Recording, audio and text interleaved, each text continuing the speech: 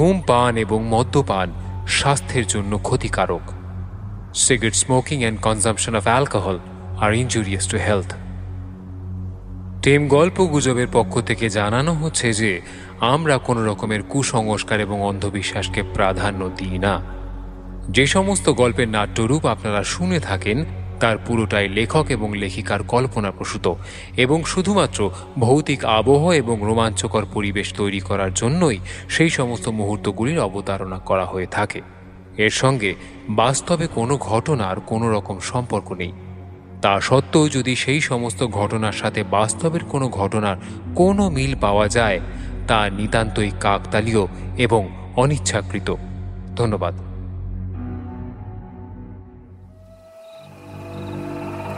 বারণ ছিল আমায় না জাগানোর জন্য। যদি একবার কেউ জাগায় তাহলে তার আর বাকি পাপীদের নিস্তার নেই, নেই নিস্তার। শেষ করব, সবাইকে শেষ করব। আমার ডাকিনীরা সবাইকে শেষ করে দেবে। তারপর তাদের আনা পাপীদের রক্তে স্নান করব, আমি স্নান করব।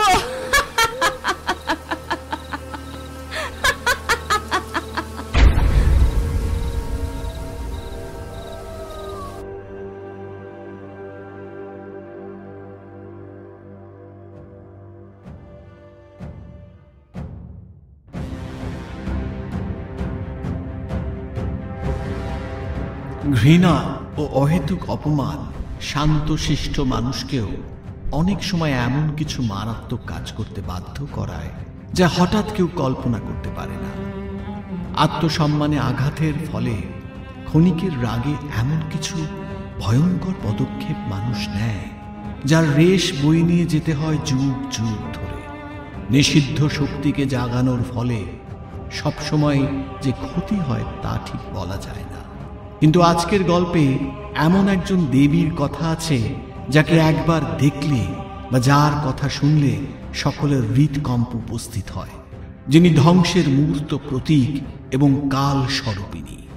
আজকের নিবেদন লেখক সাগর তপাদারের কাহিনী অবলম্বনে এক হাড়হিম করা মাইথোলজিক্যাল হরর গল্প জটি। গল্প পাঠে অমিত। বিভিন্ন চরিত্রে বর্ষা, স্নেহাদ্রি, সোমনাথ মুখার্জি, শুভ্রকমল, পার্থ মুখার্জি ও সোমদর্শী। শব্দ সংযোজন ও mastering wave session studio Sai. বিশেষ আবহ Shubhrakamal Mukherjee. Poster design Shubhadeep. Edit, sound effects, visual graphics ও নির্দেশনায় সোমদর্শী এবং সূত্রধর আমি রাজ। তাহলে শুরু হচ্ছে আজকের নিবেদন এক হাড়হিম করা মাইথোলজিক্যাল হরর গল্প ও এক ভয়ঙ্কর দেবীর কাহিনী জটি। শুনতে থাকুন বন্ধুরা।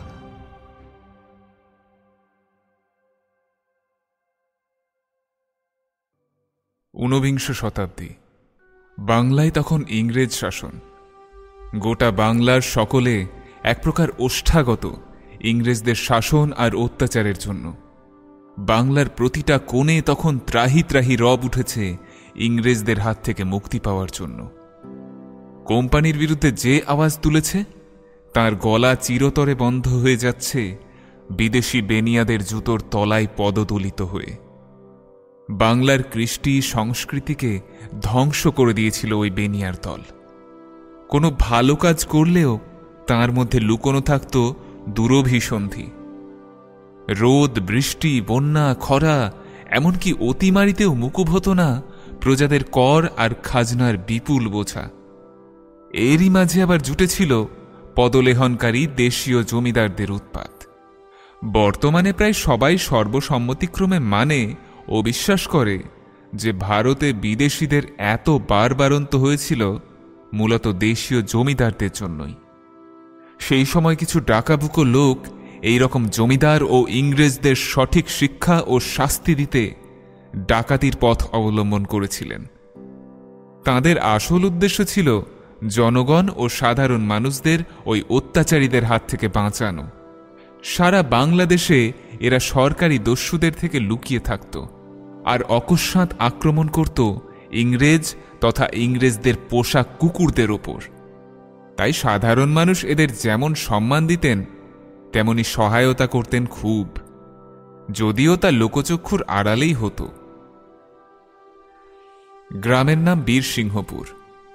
এককালে বর্ধিষ্ণু এই গ্রামে এখন অনেক কম লোক সমাগম। কারণ ওই একটাই, ইংরেজদের অত্যাচার। এইরকম কত গ্রামকে গ্রাম উজাড় হয়ে গেল। একসময় প্রায় 350 থেকে 400 ঘর প্রজার সমাগমে মুখরিত থাকত গোটা গ্রাম। কিন্তু কয়েক বছরের নীলকর আর জমিদারদের অত্যাচারে সবাই নিজের নিজের ঘর ছেড়ে চলে গেছে। এই তো 2 বছর আগেকার কথা।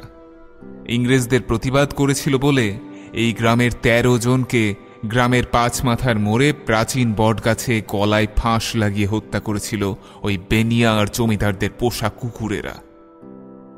এখন গ্রামে ওই 25-30 ঘর লোকের বাস। প্রায় সব দিকের ঘরেই লতা পাতায় ভরে গিয়ে মাটির ঘরগুলির কঙ্কালসার রূপটি বেরিয়ে এসেছে। যে কজন প্রজা আছে তারা গ্রামের পূর্ব দিকে থাকে। এককালের বর্ধিষ্ণু গ্রাম বীরকৃষ্ণপুরের বর্তমানে 3 দিকে ঘেরা জঙ্গল আর আগাছা। যদিও গ্রামের দক্ষিণ দিকে একটি জঙ্গল ছিল বহুদিন ধরেই, আর ওই দিকে বা অংশে মানুষের বাস ছিল না কোনো দিনই। কেন সেটা কেউ জানে না। গ্রামের এককালের পুরনো বয়স্ক লোকেরা বলতো ওটা নাকি দেবীর থান, সেখানে দেবী ছাড়া কেউ থাকে না। শোনা যায় সেখানে নাকি একটি ভাঙা দেউলের অস্তিত্ব আছে, যদিও সেটা আজ পর্যন্ত কেউ দেখতে পায়নি। কিন্তু গ্রামের সকলেই স্বীকার করেছে ওই জঙ্গলের আশেপাশে কেউ বেশিক্ষণ থাকতে পারেনি। কেমন যেন একটা শিরশিরে ভাব কয়েক মুহূর্তের মধ্যেই তাদের চেতনাকে আচ্ছন্ন করে দিত।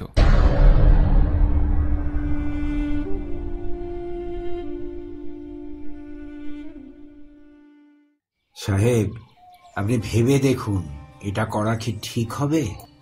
তাহলে তুমি কি সাজেশন দাও রমাপতি? সবকিছু জানার পরেও চুপ করে বসে থাকবো? Do you think I am a coward? Hey, ভুল বুঝছেন কেন সাহেব?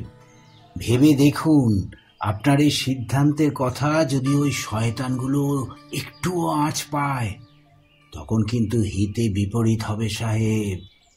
বীরকৃষ্ণপুর তথা আশেপাশের আরও কয়েকটি গ্রামের জমিদার রমাপতির কথাটা একেবারে ফেলে দেবার মতো নয়। আসলে এই অঞ্চলের ভারপ্রাপ্ত ইংরেজ অফিসার অ্যান্ড্রিউস উইলসনের প্রধান মাথা ব্যথা এখন শশাঙ্ক নামে এক ডাকাত। কিন্তু গ্রামের মানুষের কাছে শশাঙ্ক হলো এক দেবতা। অত্যাচারী জমিদার আর ইংরেজদের কাছ থেকে ধন সম্পত্তি লুট করে সেগুলো বিলিয়ে দেয় গরিবদের মধ্যে। ওকে ধরা এতটাও সহজ নয়। ওর সহকারীরা ভিড়ের মধ্যে গা মিশিয়ে সাধারণের মধ্যে এমনভাবে লুকিয়ে থাকে যে ওদের ধরা দুঃসাধ্য হয়ে পড়ে। হঠাৎ ধূমকেতুর মতো উদয় হয়ে ইংরেজদের মুখের খাবার ছো মেরে নিয়ে চম্পট দেয় শিকারী ধূর্ত চিলের মতো। যতদূর খবর পাওয়া গেছে শশাঙ্ক জাতিতে বামুন, পণ্ডিত ব্যক্তি নাকি। একদিকে যেমন তার বিস্তর পড়াশোনা আর জ্ঞান, তেমনি নাকি ইনিই আবার এত কিছু লুট করার পরেও একদম সাত্ত্বিক জীবনযাপন করেন। বাইরে থেকে দেখলে হয়তো কেউ বিশ্বাসই করতে পারবে না। এই মানুষটার জন্যই গত কয়েকবারের খাজনা বাবদ ইংরেজ সরকারের মোট ৬৪,০০০ টাকা লুট হয়েছে।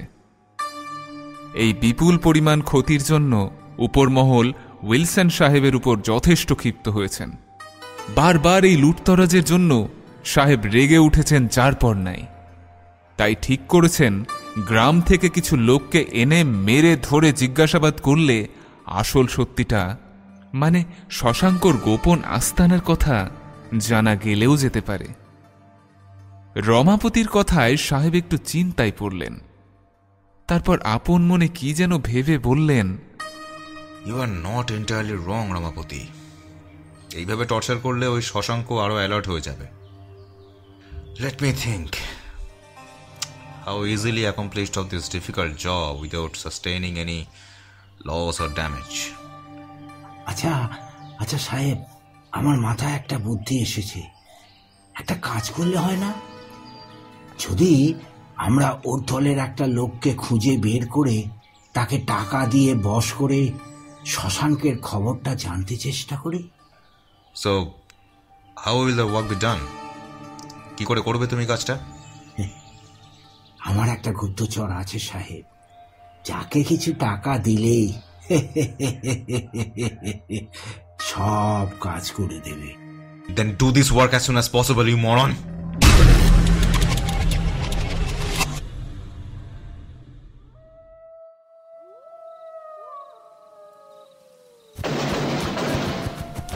অন্ধকার গ্রাম্য মধ্যে মধ্যে শিয়ালের হিমশীতল ডাক পরিবেশকে আরো ভয়ঙ্কর করে তুলছে। যেন দুটি লোক ক্রমাগত ছুটে চলেছে, বড় বড় শ্বাস পড়ছে তাদের ক্রমাগত। পিছনে কয়েকটা ভারী বুটের শব্দ তাদেরকে লক্ষ্য করে পিছু পিছু ছুটে চলেছে। মুহুর্মুহু গুলি বর্ষণ হচ্ছে, কিন্তু লোকগুলির যেন কিছুতেই কোনো বিকার নেই, ঊর্ধ্বশ্বাসে ছুটে চলেছে। এই দুইজনের মধ্যে একজন হলো শশাঙ্ক, আর অন্যজন তার সর্বসময়ের সঙ্গী বিশ্বম্ভর। এই গ্রামের জমিদার তথা ইংরেজদের চামচা রমাপতির গুপ্তচর কিভাবে যেন তাদের খবরটা জানতে পেরে গোপনে ইংরেজদের কাছে পৌঁছে দিয়েছিল। ইংরেজদের আগামী খাজনা লুঠের পরিকল্পনা করতেই একটা জায়গায় জমায়েত হয়েছিল শশাঙ্ক ও তার দল। অকস্মাৎ কোম্পানির সিপাই সহ উইলসন সাহেব হানা দিলে সকলে ছত্রভঙ্গ হয়ে যায়। সকলে পালাতে পারলেও শশাঙ্ক ও বিশ্বম্ভরের পিছু ধাওয়া করতে থাকে সিপাইরা। দেখতে দেখতে তারা গ্রামের বিভিন্ন প্রান্তে ঘুরে দক্ষিণ দিকের সেই কুখ্যাত জঙ্গলের সামনে এসে পড়ে। এক মুহূর্তের জন্য থেমে যায় তারা। গ্রামের সকলে না জানলেও শশাঙ্ক জানে এই জঙ্গলের ইতিহাস। একবার যদি অতীতের সেই ভয়ঙ্কর ইতিহাসের পুনরাবৃত্তি হয়, তাহলে সমূহ সর্বনাশ হবে। যদিও সেই সর্বনাশ সকলের জন্য নয়, সেই ইতিহাস বা অভিশাপ কেবল পাপীদের জন্যই কালান্তক হয়ে নেমে আসবে। কারণ এখানে এক অতি ভয়ঙ্কর দেবীর বাস। শশাঙ্ক একবার কি যেন ভাবল, তারপর বিশ্বম্ভরকে বলল, ভয় করছে?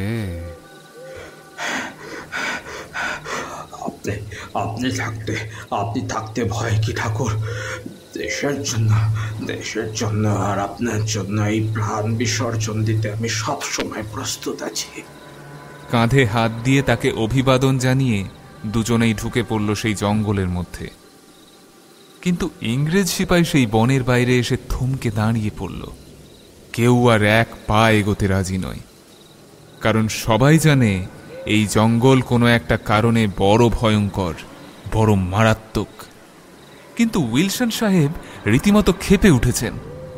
হাতের সামনে তার ও কোম্পানির এতদিনের শত্রু ডাকাত শশাঙ্ককে ধরার এরকম সুবর্ণ সুযোগ তিনি আর হাতছাড়া করতে চান না কোনোভাবেই। কিন্তু একা এত বড় জঙ্গলে খুঁজে বের করতে পারবে না সেই শত্রুদের। কিন্তু এই মুহূর্তে আর এক পাও যেতে চাইছে না এই গেঁয়ো মূর্খ ভীতু সিপাইদের দল। তিনি চিৎকার করে উঠলেন, শাট আপ ইউ ফুলস! আমি আর একটুও টলারেট করতে পারছি না তোমাদের এই ব্যবহার। এক্ষুনি আমার সাথে এসো। কিন্তু বৃথা চেষ্টা। শত ভয় ও শাঁসানি দিয়েও তাদেরকে ভিতরে নিয়ে যেতে পারলেন না। পাশে এতক্ষণ খুসখুস করছিল ধূর্ত রমাপতি। সব জায়গায় সে আগ বাড়িয়ে গেলেও এখানে সে কেমন যেন সভয়ে পিছিয়ে গেল। বলে উঠল, বোকামি করবেন না সাহেব, এই জঙ্গল অভিশপ্ত। What did you just say? অভিশপ্ত? You mean cursed? হ্যাঁ সাহেব, একবার যে ঢোকে এই জঙ্গলে সে আর কিছুতেই বেরোতে পারে না, হারিয়ে যায়। What nonsense! আমি কিচ্ছু শুনতে চাই না। চলো আমার সাথে, সঙ্গে আর্মস আছে আমার। There is no need to fear.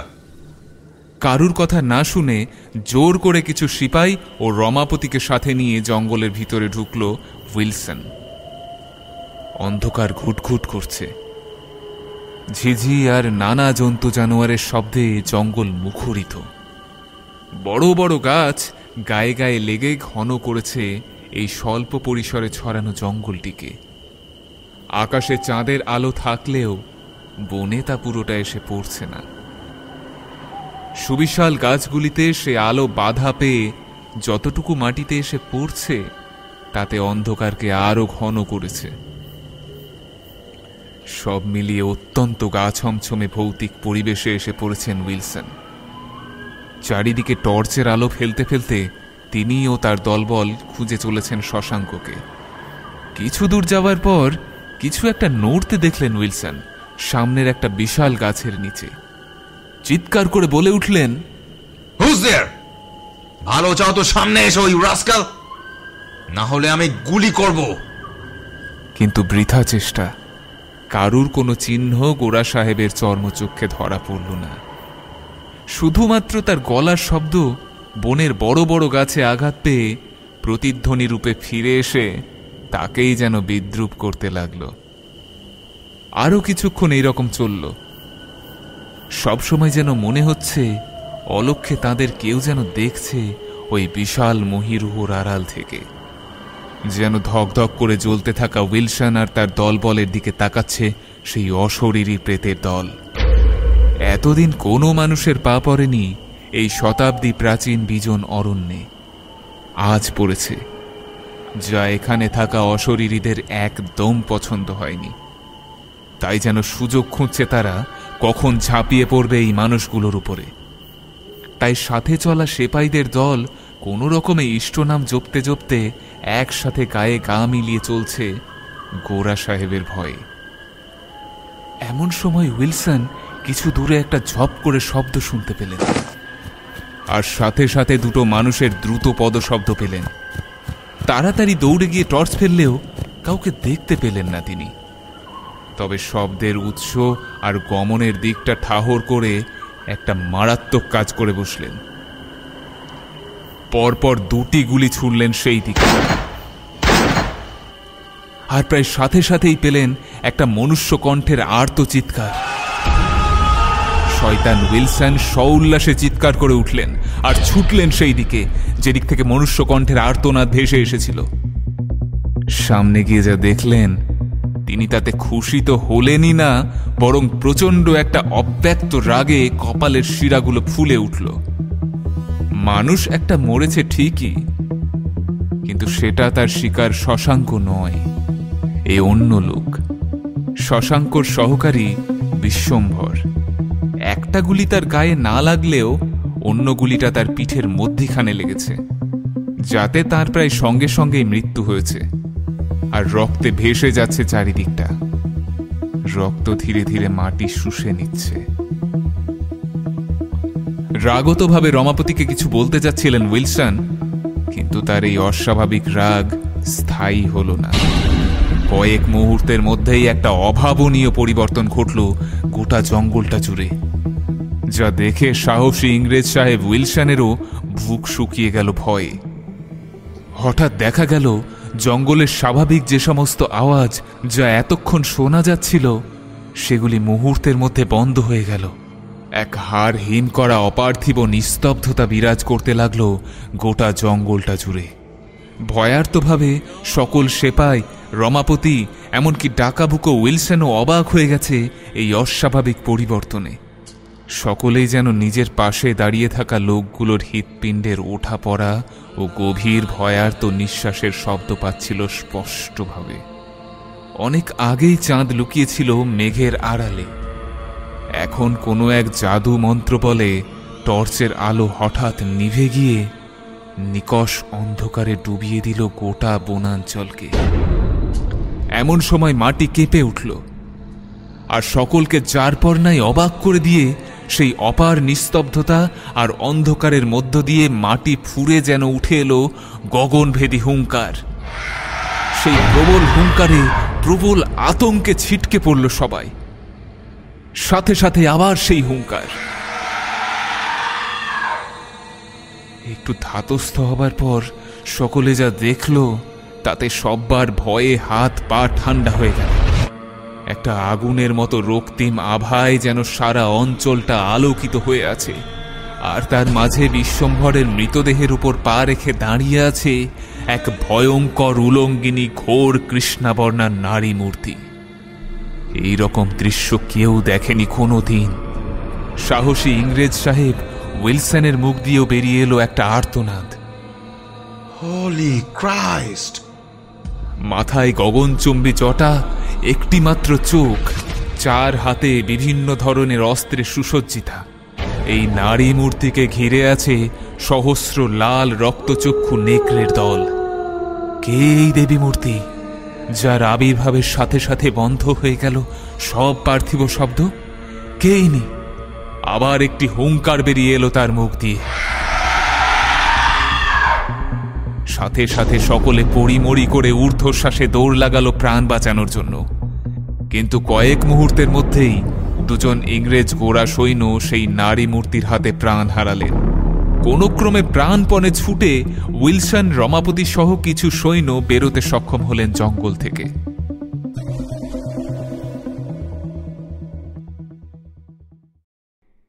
এদিকে বীরকৃষ্ণপুর গ্রামে রটে গেল জঙ্গল জেগে উঠেছে, আর সেই সাথে এই গ্রাম সহ আশেপাশের কয়েকটা গ্রামে ছড়িয়ে পড়েছে এক ভয়ঙ্কর প্রকোপ। স্থানে স্থানে নানা ঘটিত অঘটিত ঘটনা, প্রাসঙ্গিক ও অপ্রাসঙ্গিক তথ্য প্রচার পাচ্ছে গ্রামের লোকেদের মুখে। তবে এটা জানা গেছে যে প্রতিদিনই এই গ্রাম বা পাশের গ্রামে মানুষের মৃতদেহ পাওয়া যাচ্ছে বিভৎস অবস্থায়। কিন্তু সবচেয়ে আশ্চর্যের বিষয় হল, এই মৃতদেহগুলো সাধারণ গ্রাম্য মানুষদের নয়, বরং এই অতিপ্রাকৃত শক্তি বেছে বেছে শয়তান আর সাধারণ মানুষদের, যারা নির্বিচারে অত্যাচার করে, তাদের হত্যা করছে। কিন্তু এই অত্যাচারী লোকেদের শাস্তি হলেও গ্রামের মানুষ ভয়ে তটস্থ হয়ে আছে।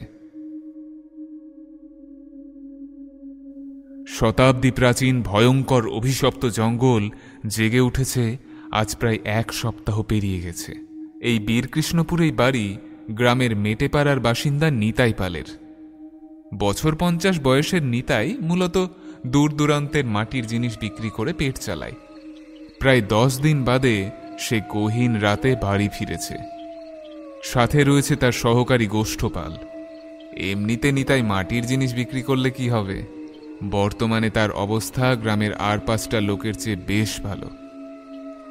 সাধারণ ঘরের থেকে তার ঘর এখন বেশ বড়। গোয়াল, 5-7টা গরু, আবার মাস 3 আগেই 3 বিঘা জমি খরিদ করেছে সে। স্বভাবতই আর 5টা পটুয়ার থেকে সে এখন বেশ অবস্থাপন্ন। কিন্তু কিভাবে হলো এসব? সাধারণ পটুয়ার কাজ করে তো এসব করা সহজ নয়। যেখানে আর 5 জনের নুন আনতে পান্তা ফুরোয়, সেখানে এই নিতাই পালের এত বারবারন্ত কেউই ভালো চোখে নিচ্ছে না। কানাঘুষো হয় তাকে নিয়ে। এহেন নিতাই মাঝে মাঝেই কয়েকদিন, কয়েক সপ্তাহ, এমনকি কয়েক মাসের জন্য গোষ্ঠকে নিয়ে বাইরে চলে যেত মাটির জিনিস ফিরি করতে। ইতিমধ্যে গাঁয়ের এরকম ভয়ঙ্কর অবস্থার কথা ঘুণাক্ষরেও জানতে পারেনি সে। তাই সমস্ত জিনিস বিক্রি করে ট্যাকে মোটা রকমের টাকা গুজে নিজের বাড়িতে ফিরেছে দুজনে। তবে গায়ের মাটিতে পা দিতেই কেমন যেন গাটা শিরশির করে উঠল। হঠাৎ গায়ের লোমগুলো খাড়া হয়ে গেল। চারিদিকে তাকিয়ে দেখল নিতাই। বেশ অবাক হয়ে গেল। বেশি রাত তো হয়নি, এই তো মোটে ঘণ্টাখানেক আগে সন্ধে হলো। এরই মধ্যে মধ্যরাত্রির নিশুতি যেন ঘিরে ধরেছে গোটা গ্রামকে। এমন হবার তো কথা নয়। কি ব্যাপার, কারো কিছু হলো নাকি? একে অপরের মুখের দিকে অবাক হয়ে তাকিয়ে থাকলো দুজনে। তারপর ধীরে ধীরে গ্রামের মধ্যে ঢুকলো তারা। একটা বাড়িতেও আলো জ্বলছে না। রাস্তায় কোনো মানুষ বা কুকুর কিচ্ছু নেই। কেবল ঝিঝির অক্লান্ত ডাকের মাঝে মাঝে শিয়ালের ডাকই যেন শুধু কানে আসছে। ভালো লাগছে না নিতাইয়ের, কেমন যেন কু ডাকছে মনটা। ভালোই ভালোই বাড়িতে ঢুকতে পারলে হয়। একটু দূরে বটতলা থেকে বাঁদিকে ঘুরলেই নিতাইদের বাড়ি পড়বে। ঠিক এই সময় এমন একটা অপ্রত্যাশিত ঘটনা ঘটল যা প্রবল আতঙ্কে দুজনের রক্ত জল করে দিল। সভয়ের সামনে ওরা দেখল ওদের পথ আগলে দাঁড়িয়ে আছে এক ভয়ঙ্কর দেখতে কুৎসিত মূর্তি, যার বিবস্ত্র দেহ সংলগ্ন লম্বা চুলগুলো মুখের চারপাশে এলিয়ে আছে। মুখ স্পষ্ট না দেখতে পেলেও তার আগুনের ভাটার মতো জ্বলন্ত অঙ্গারের মতো দুটি চোখ যেন স্থির হয়ে আছে নিতাইয়ের উপর। আজানুলম্বিত দুই হাত ও পায়ের আঙুলে বিশাল বড় বড় ধারালো নখ বেরিয়ে আছে এবং একটা ক্রুদ্ধ গর্জন ক্রমাগত বেরিয়ে আসছে তার মুখ দিয়ে। ওই রকম একটা ভীষণ মূর্তিকে দেখে ওদের বাহ্য জ্ঞান লুপ্ত হলো।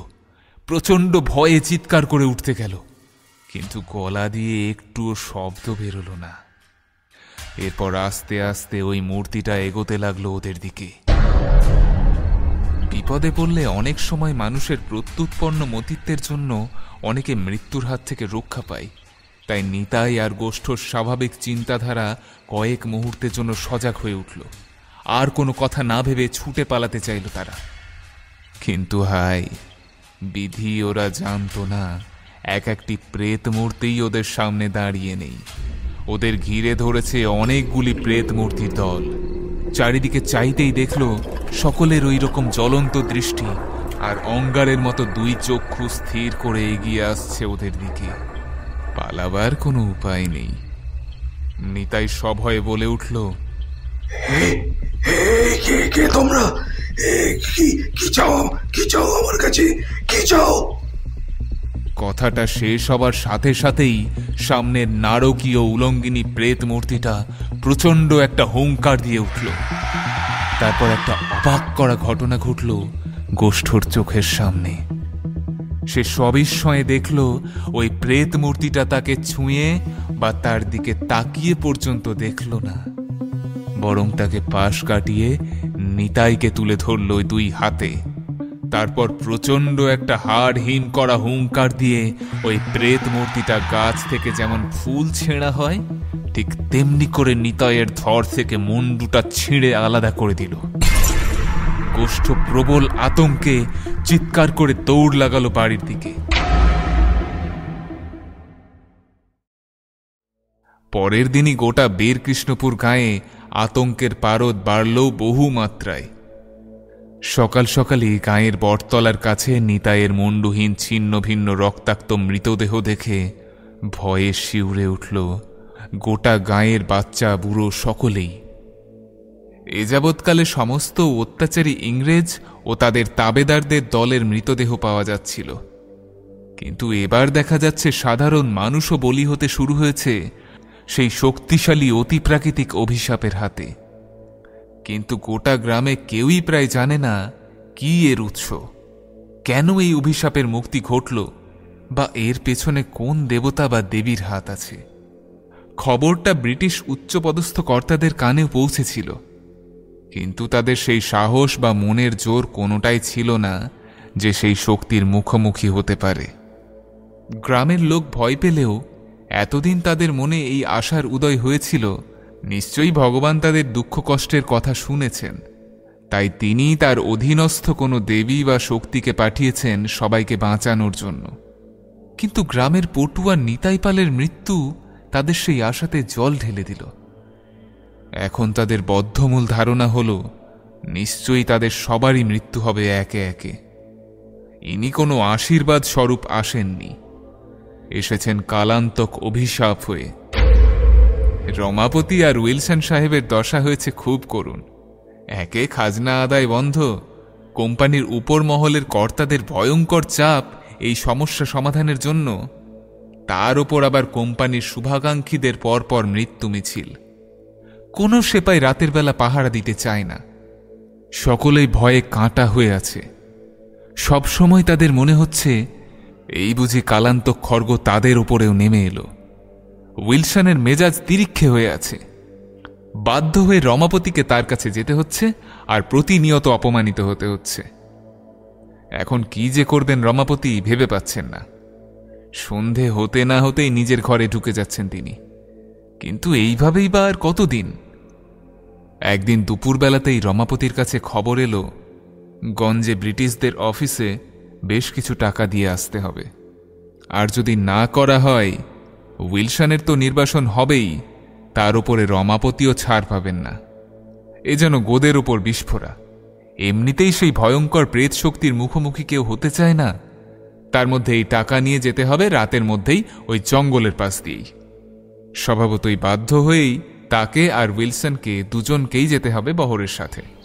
ডোন্ট প্যানিক, এই কাজটা আমাদের করতেই হবে। কিন্তু সাহেব, যদি কিছু হয়, মানে ও যদি সামনে আসে? ডোন্ট টক লাইক এ ফুল। শোনো, আজ রাতে রেডি থাকবে, সাথে তোমার লিটলদেরও নেবে। জানি না সাহেব কি হবে, এমনিতেই সবাই ভয় পেয়ে আছে। রাতে বেরোনোর কথা শুনলে পালিয়ে না যায়। সাহেব, এতদিন কোম্পানির লোক মরছিল, কিন্তু নিতাই পালের মরার পর সবাই ভয়ে গুটিয়ে গেছে। বলে দেবে যদি কেউ না যেতে চায় তাহলে আমি তাদের গুলি করে খুন করব। গোঁড়াদের সাথে তর্ক করা অনর্থক, তাই রমাপতি সেই সময় উইলসন সাহেবের থেকে বিদায় নিয়ে পালকিতে গিয়ে বসলেন। জমিদার বাড়িতে গিয়ে সকল লেঠেলদের ডেকে পাঠালেন। তারপর তাদের বকে ধমকে এমনকি মৃত্যুর ভয় দেখিয়েও রাজি করালেন। যাদের খুন করার ভয় দেখিয়েও রাজি করাতে পারলেন না, তাদের পরিবারকে শেষ করে দেবার ভয় দেখিয়ে রাজি করালেন।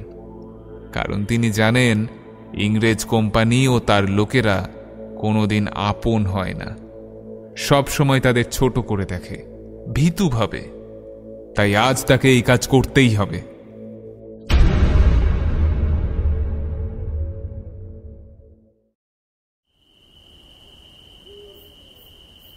রাত তখন হয়তো বেশ গভীরই হবে।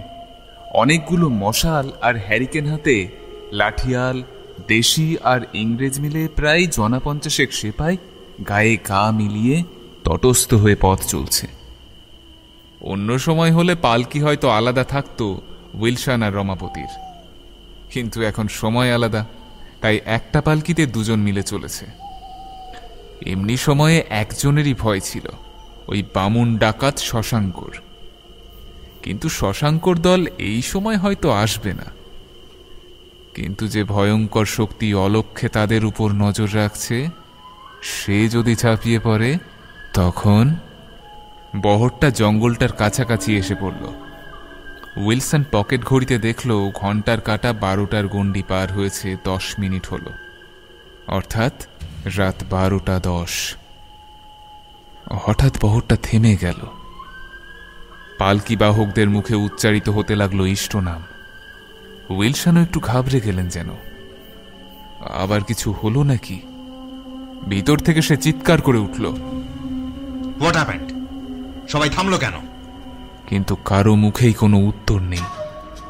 অধৈর্য হয়ে বাইরে আসতেই উইলসন দেখলেন সমস্ত সেপাইরা ভয়ে ঠকঠক করে কাঁপছে। পকেট থেকে রিভলভারটা বের করে বহরের একদম সামনে এসে উপস্থিত হলেন তিনি। যা দেখলেন তাতে তার হাত পা অবশ হয়ে গেল যেন। আকাশে চাঁদ নেই, কেবল তারার আলো মিটমিট করে জ্বলছে। সামনের জঙ্গল থেকে নানান রাতচরা পশুদের ডাক ভেসে এলো। মৃদুমন্দ হালকা হাওয়া দিচ্ছে, আর সেই হাওয়ায় সামনে দাঁড়িয়ে থাকা সেই নারী মূর্তির খোলা অবিন্যস্ত চুল উড়ছে। মাথাটা উঁচু করা থাকলেও মূর্তিটা গর্জন করছে, সেটা স্পষ্টভাবেই বোঝা যাচ্ছে। উইলসন ঠিক বুঝতে পারলেন না কে এই মূর্তি। সামনে এগিয়ে যেই সামনাসামনি হয়েছেন, প্রচণ্ড এক অপার্থিব হুঙ্কার দিয়ে সেই ভৌতিক মূর্তিটা অত্যন্ত ক্ষিপ্রভাবে উইলসনের গলা চেপে ধরলেন। সাথে সাথে সামনের বহরে থাকা সেপাই আর লাঠিয়ালদের দল দৌড় লাগালো চারিদিকে। পালকির ভিতর থেকে রমাপতি বেরিয়ে এসে সেই দৃশ্য দেখে প্রস্তরবৎ স্থাণু হয়ে গেলেন। মুখ দিয়ে একটা অস্ফুট চিৎকার বেরিয়ে এলো। বিস্ফারিত চোখে দেখলেন সেই ভৌতিক নারী মূর্তিটা একা নেই। আশেপাশে আরো ওই রকম বিভৎস মূর্তিরা এসে জড়ো হয়েছে উইলসনকে কেন্দ্র করে। দেখতে দেখতেই চোখের সামনে ছিন্ন ভিন্ন হয়ে যেতে থাকলো উইলসনের পার্থিব দেহ। সেই দেখে আর নিজেকে শান্ত রাখতে পারলেন না রমাপতি। সভয়ে চিৎকার করে উঠে দিক বিদিক জ্ঞান শূন্য হয়ে উদ্ভ্রান্তের মতো ছুটতে লাগলেন। তিনি বুঝতেই পারলেন না অলক্ষ্যে তিনি ঢুকে পড়েছেন সেই অভিশপ্ত জঙ্গলের মধ্যে। বেশ কিছুটা দৌড়ানোর পর একটি গাছে ধাক্কা খেয়ে মাটিতে পড়ে গেলেন তিনি। সাথে সাথেই তিনি একটা মনুষ্য কণ্ঠ শুনতে পেয়ে চমকে উঠলেন। ভয় পেলেন নাকি রমাপতি বাবু? ঘর্মাক্ত শরীরে হাঁপাতে হাঁপাতে সবিস্ময়ে দেখলেন সামনে দাঁড়িয়ে আছে একটা মানুষ। একে তিনি আগে কখনো দেখেননি। লম্বা পেশিবহুল চেহারা, গলায় উপবিত ধুতি আর উত্তরীয় পরনে লোকটাকে কেমন যেন পরিচিত লাগছে। না দেখলেও এর বর্ণনা কোথায় যেন শুনেছেন। এই প্রতিকূল পরিবেশে কিছুতেই মনে এলো না। অতি কষ্টে বলে উঠলেন, কে আপনি? আমাকে চিনতে পারলেন না রমাপতি বাবু? আমারই জন্য তো ইংরেজ সরকারের ঘুম উড়ে গিয়েছিল, আর আমি তো আপনাদের সেই মূল শত্রু ছিলাম। আর আমাকে মারতে গিয়েই তো শতাব্দী প্রাচীন অভিশাপকে আপনারা আবার জাগিয়ে তুলেছেন। কে এখন চিনতে পারছেন নিশ্চয়ই আমাকে? শশাঙ্ক। ঠিক ধরেছেন। আমায় বাঁচান শশাঙ্ক, আমায় বাঁচান। এই বিপদের হাত থেকে আমায় বাঁচান। আপনার যাহা দরকার আমি সব দেব। শুধু ওই পিশাচের হাত থেকে আমায় বাঁচান। সে কি মশাই, শত্রুকে বলছেন আপনার প্রাণ বাঁচাতে? হ্যাঁ বলছি আপনি ছাড়া আমায় কে বাঁচাবে? আমি তো জানি না কেন আমি এই বিপদে পড়েছি। কেন ওই পিশাচি আমায় মারতে চাইছে? জানতে চান না কে? জানতে চান না কেন মারতে চাইছে ও? কেউ কিভাবে অভিশাপের কবলে পড়লেন আপনারা জানতে চান? হ্যাঁ আমি জানতে চাই। কেন ও আমাদের মারতে চাইছে? সেই সব জানতে গেলে আপনাকে বহু পুরনো এক ইতিহাস জানতে হবে। আমি অবশ্য সবই জেনেছি আমার সাধনা দ্বারা আর আমার পড়াশোনা দ্বারা। আজ থেকে প্রায় 2000 বছর আগেকার কথা। তখন ভারত নামক এই ভূখণ্ড 16টা মহাজনপদে বিভক্ত। এই জনপদগুলির মধ্যে অন্যতম ছিল মগধ। আকারে, আয়তনে এবং শক্তিতে মগধ তখন অন্যান্য সমস্ত জনপদগুলি থেকে বলশালী এবং ক্ষমতাবান ছিল। মগধে তখন চলছে হর্যঙ্ক বংশের শাসনকাল। হর্যঙ্ক বংশের অন্যতম নিষ্ঠুর শাসক ছিলেন অজাতশত্রু। তিনি বৌদ্ধ বিদ্বেষী ছিলেন প্রবলভাবে। বহু বৌদ্ধ ভিক্ষু, বৌদ্ধ বিহার ধ্বংস, এমনকি ভগবান বুদ্ধকে পর্যন্ত হত্যা করার পরিকল্পনা করেছিল ওই নরাধম। বিভিন্ন জায়গায় তার অর্থাৎ অজাতশত্রুর বন্ধু ও তার করদ রাজ্যে ভগবান বুদ্ধের পুজো নিষিদ্ধ হল কঠোরভাবে। যদি কেউ বা কারা তার পুজো করে তার একটাই শাস্তি, প্রাণদণ্ড। এই অঞ্চল তখন ছিল হিন্দু রাজাদের শাসনাধীনে। অজাতশত্রুর বন্ধু হওয়ার জন্যই এখানকার রাজা বিজয়াধীশ ছিলেন বৌদ্ধ বিদ্বেষী। এখন যেখানে জঙ্গল দেখছেন সেইখানেই ছিল এক প্রাচীন বৌদ্ধ বিহার। সেই বিহারের অধ্যক্ষ ছিলেন বুদ্ধমিত্র। মহাজ্ঞানী এই ব্যক্তি ছিলেন উদার, পরম ধর্মসহিষ্ণু এবং স্নেহশীল, কিন্তু তার আত্মমর্যাদা ছিল প্রচণ্ড বেশি। বুদ্ধমিত্র জানতেন যে বিজয়াধীশ বৌদ্ধদের ঘৃণা করত, কিন্তু রাজ্যের একদিকে শান্ত নির্বিরোধ জীবনযাপন করতেন তিনি এবং তার শিষ্যগণ। কিন্তু বিপদ আর অঘটন কাউকে আগাম খবর দিয়ে আসে না, ঘটে না। সাত্ত্বিক এবং সন্ন্যাস জীবনযাপন করলেও একদিন সেই বৌদ্ধবিহারের এক সন্ন্যাসী রাজবাড়িতে ভিক্ষা করতে উপস্থিত হন। রাজবাড়ির কেউ যে তাদেরকে পছন্দ করেন না এই বিষয়টা তিনি অবগত ছিলেন না, কারণ সেই সন্ন্যাসী মাত্র 2 দিন হল তখন সেখানে পা রেখেছিলেন। বিজয়াধীশের কাছে যখন খবর গেল রাজবাড়িতে একজন বৌদ্ধ পা রেখেছে, তিনি তখন তার বাক্যজ্ঞান লুপ্ত হলেন এবং আদেশ দিলেন কোনো রকম ভিক্ষা না দিয়ে তাকে যেন বন্দি করে রাখা হয়। অসহায় সেই সন্ন্যাসীকে বাঁচাতে রাজ দরবারে এসে উপস্থিত হলেন অধ্যক্ষ বুদ্ধমিত্র। বিনীতভাবে বললেন, মহারাজ, বৌদ্ধ সন্ন্যাসী অতীশ বিনা অপরাধে আপনার কারাগারে বন্দী, দয়া করে তাকে মুক্তি দিন। আমার রাজ্যের একদিকে থাকতে দিয়েছে, আর বুদ্ধকে আমি অপছন্দ করা সত্ত্বেও তোমাদের বিতাড়িত করে দিই। এরপর কোন সাহসে তোমার সন্ন্যাসী এখানে এসে ভিক্ষা চাইতে?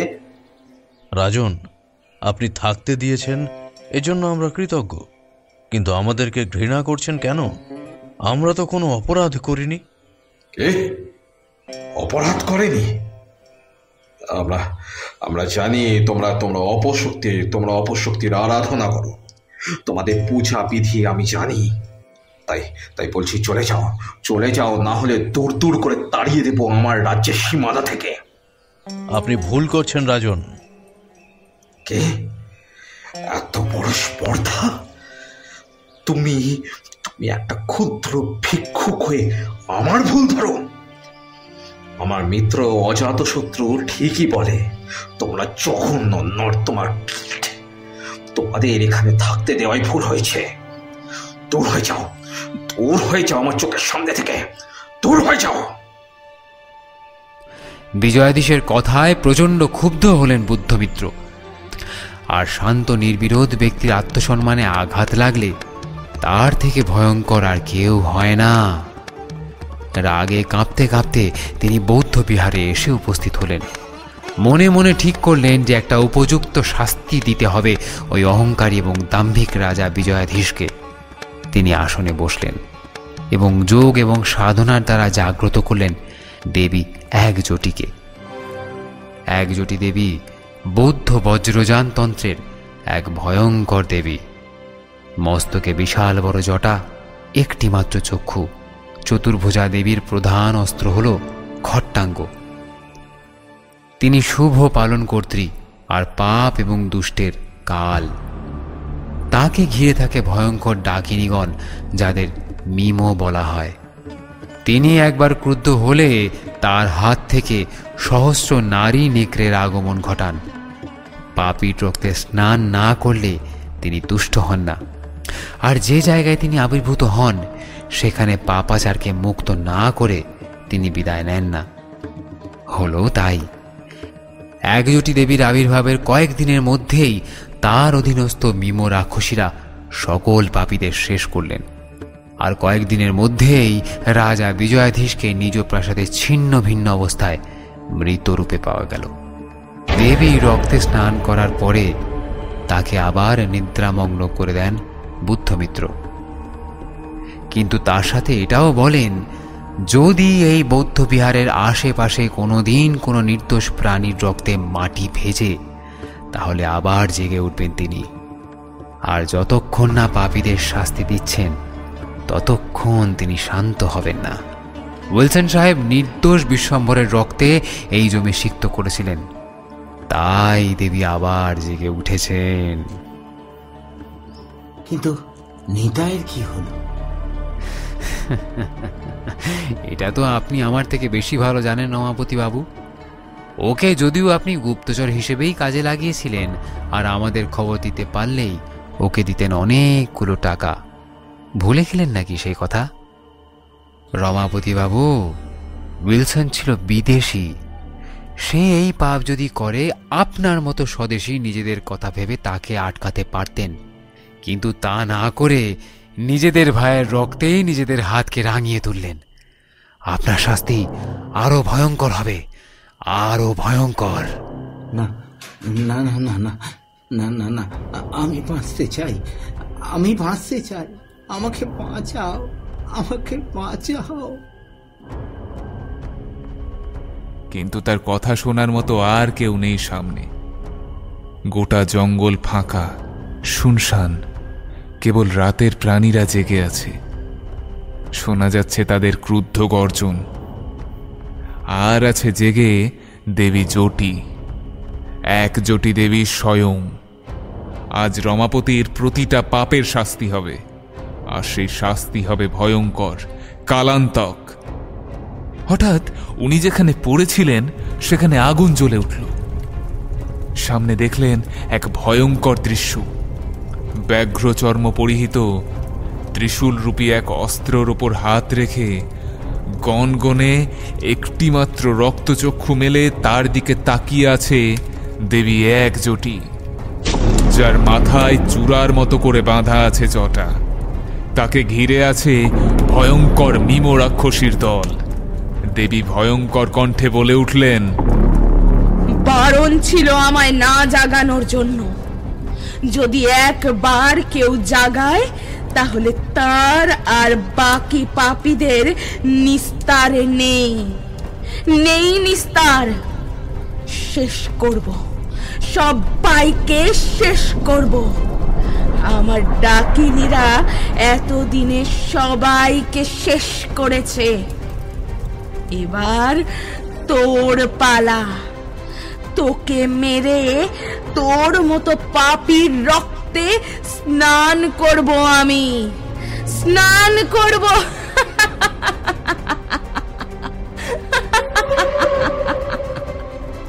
কি হবে এবার? কি হবে? আর মুক্তি নেই তার। দেবী আস্তে আস্তে উঠলেন। চারিদিকে রাক্ষসী ডাইনির দল উল্লাস করছে। কোথায় যেন দুম দুম করে বাজনা বাজছে। শিয়াল আর দেবীর অনুগত নেকড়ের দল ডাকছে ভয়ঙ্কর ভাবে। দেবী দৃঢ় পায়ে এসে দাঁড়ালেন পাপী রমাপতির সামনে। তারপর প্রবল একটা হুঙ্কার দিয়ে পাপীর উপর নামিয়ে আনলেন কালান্তক খট্টাঙ্গটি।